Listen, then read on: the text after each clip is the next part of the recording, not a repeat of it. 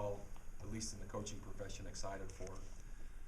I have a really strong and hardworking coaching staff when it comes to recruiting.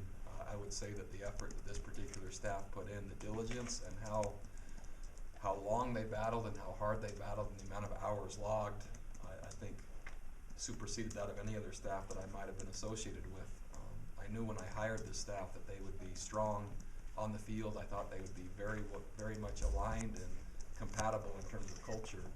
I didn't know that they would be as strong a recruiters as they were, and so to them I appreciate their efforts and all that they've done for helping help it make this a great class. As we start looking through the slides, I'll give you an overview of the program and then kind of go into the recruits specifically, then I'll be leaving most of the time to take questions. I think our program is in a very unique position right now, as the haves in college football are intending through not only oversight but rule changes to have more, and the have-nots that possibly can't keep up budgetarily being the primary focus, knowing that of the 125 Division I programs, only 25 are running the black. And so with this intent for those possible 25 that would like to continue to separate by resources, that leaves BYU in a very unique position as we are standing alone as an independent. As we stand alone, more and more focus has to go not only on myself as the head coach, but on our program of producing quality victories, a number of victories on the biggest stages and against the best opponents. Because it will be a fight for positioning in the national marketplace and in the world of college football. And so our coaches know that, I know that, I believe the institution knows that. And so the urgency of which not only bringing great talent into the program is relevant, but then producing victories, again, on the biggest stages against the best opponents is the direction we're going. What has happened in the past, as you look at it, the state of our current program, only 17 programs have been able to be ranked as frequently as we have of 125. I give myself a buffer. As we all know, my first year I had no idea what I was doing as the head coach, so this says 8 of the last years, not 9. But we, I think, are gaining momentum still. The number of teams that we're playing that are quality teams, how we're playing them, especially from a year ago to this year, I love the direction. With still work to go, but there'll be more of the same as you look at scheduling coming forward. I think we're already having and have a great baseline. I'm not satisfied, and I certainly want more. The next part, in terms of our record, I'm proud of our record. We win a lot of football games. That's what happens at BYU. That's what the expectation is at BYU. To this point, and due to the great research and marketing people that we have, but also those that love statistics, there are those that have made a very strong analogy. I think it might be just one game difference now between the record that the program has had in my 9 years and Coach Edwards' first years. And so I'm honored to be able to try to match the tempo that he set, certainly not claiming that I am him, nor the program is the same, but I do recognize the expectation that Coach Edwards set, and I would love to be able to maintain that and do my part to continue the legacy. As we know, tradition is a super a part of what I believe in and our program. Okay. Where we are now, it's hard to play in the postseason. It's not only hard to play in the postseason, it's hard to win in the postseason. Our program over the past 9 years has gone to a postseason game every year for 9 years. That's hard to do. We've won 6 of the 9. I would certainly have liked to have won them all. We had won 4 straight going to this past year, but I like our record, I like the direction, and I expect us to play postseason every year. And the idea is to play better and better games on bigger and bigger stages and to continue the same in terms of our expectation to win. Next, one of the unique things regarding marketing and positioning is that as an independent, we need a strong partner to be seen. ESPN, not only do they help us be seen, but they also help us schedule. And the direction that we just went a year ago, and that direction will continue, as you'll see as schedules are announced all the way up to maybe 2025. The quality of teams we're going to be playing and the volume of those teams and the stages we're going to be playing on with quality exposure, that's certainly one part of the formula, and that is happening now. My job is to ensure that the program wins and competes at a level that continues to help us manageable, or to help us stay manageable and competitive in the marketplace. And then lastly, in more regards to what BYU and ESPN have done together, not only as you're looking at the monitor, the number of games in comparison to the number of other teams that are playing on similar stages and being seen by similar people. This, by the way, is excluding BYU TV. So that's another 55 million homes. So if you add this independent of BYU TV, it's powerful in and of its own right. When you add BYU TV to that, independence has been very, very good for us. And so that's from kind of a marketplace perspective and the national world of BYU football, where we are not only in how much we're winning, how frequently we're playing in the postseason, but how much we're being seen. All those things are relevant to BYU football.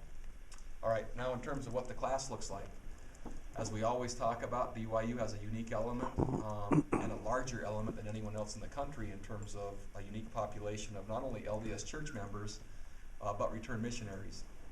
So what we did is we took a very, very quick snapshot of what next year's fall roster might look like. There could be a change here or there, but of 123 players on the roster, right at 86 to 90% of our team will be members of the Church of Jesus Christ of Latter-day Saints. So 86 to 90%. Right approaching 70%, 66 to 68% will be return missionaries of our entire team. So that's, again, approaching 7 of 10 that will be return missionaries. Now, in terms of non-members, that will be anywhere from 10 to 14%. I'm talking now about young people that are members of other faiths. When you consider now African-American young people, that means parents on both sides, that's about 13%, or 13 players. If you add another 10% of mixed race, that's 23%, which is about a quarter of our team now that has a diverse population in terms of culture. Polynesian percentages, second largest in all of college football. And so even though there's a return missionary element, a church membership, there's quite a bit of diversity, and about 10 to 11 to 13% larger than what the university at large has. These players are the return missionary component for this particular class. Easy to forget about them as they're out there serving. Not only says where they're from, or excuse me, not only says who they are, but where they've been serving. Probably just a couple to highlight would be those that hadn't played or been at BYU first, as you know, and probably have some history of those that did play first. As you look at it, the first name is Troy Hines. Troy Hines was one of the most highly sought after state of Utah recruits in maybe ever. Davis High School, big, fast, strong, a fantastic athlete, but will be returning from Jackson, Mississippi to us in June. Next, if you look at Stephen Richards, defensive lineman, played tight end at Alta High School. He has not been with us yet. He'll be returning. Others, as you look at who possibly is new that you haven't seen yet, you'll see Brian Rollinson, an offensive lineman. He'll be joining the program for the first time. Actually, he's already enrolled in playing. And then when you see Matt Sumption and Corbin Kafusi, tight end from Springville, and we're projecting Corbin as an offensive lineman. Now he's 6'8" since he's been on his mission. A couple more inches and grown. And so he'll have 5 years of eligibility with the frame similar to Bronson's except taller at this point. So these are the guys that are coming back that maybe you'd forgotten about or hadn't seen, in addition to some that have already played. A couple things in terms of what we were looking for.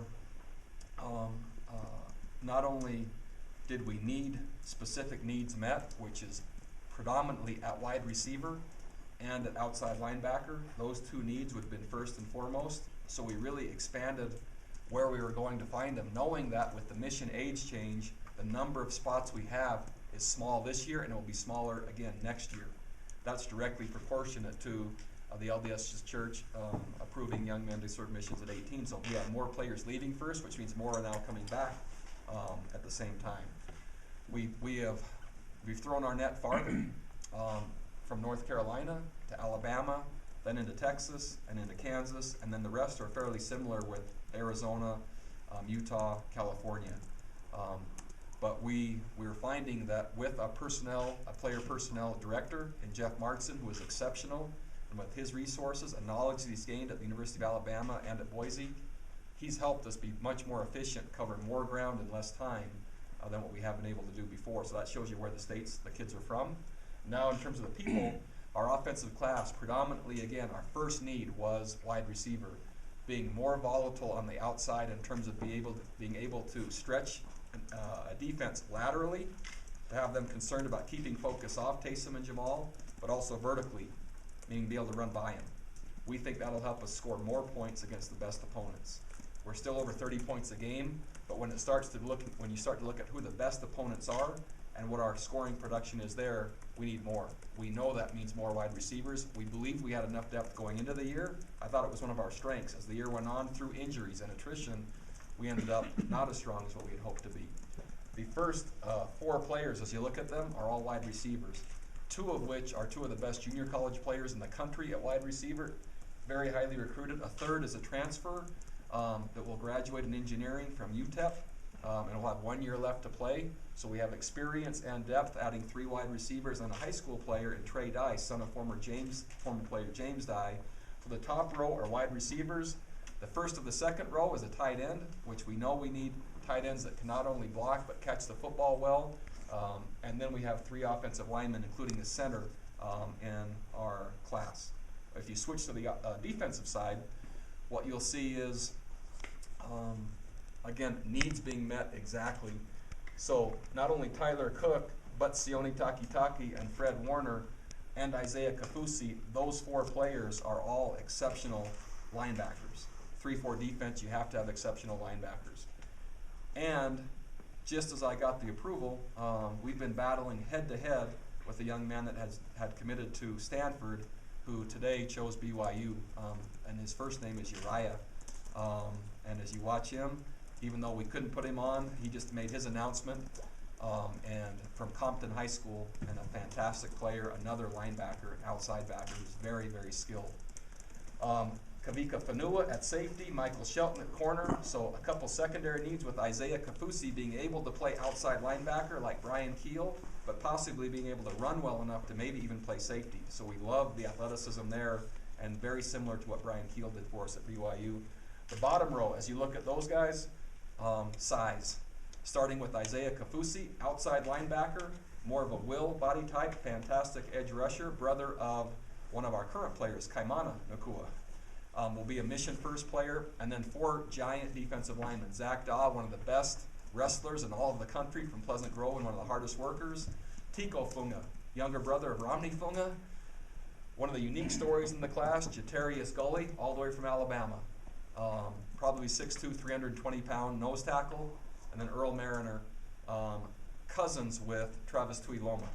And so we've added size up front, we've added fierce athleticism at linebacker, and we've added enough secondary players to help us be good again on defense. So that's what the class looks like. I'll be glad at this point to take questions that I haven't already addressed, or regarding specific players if you have specific questions.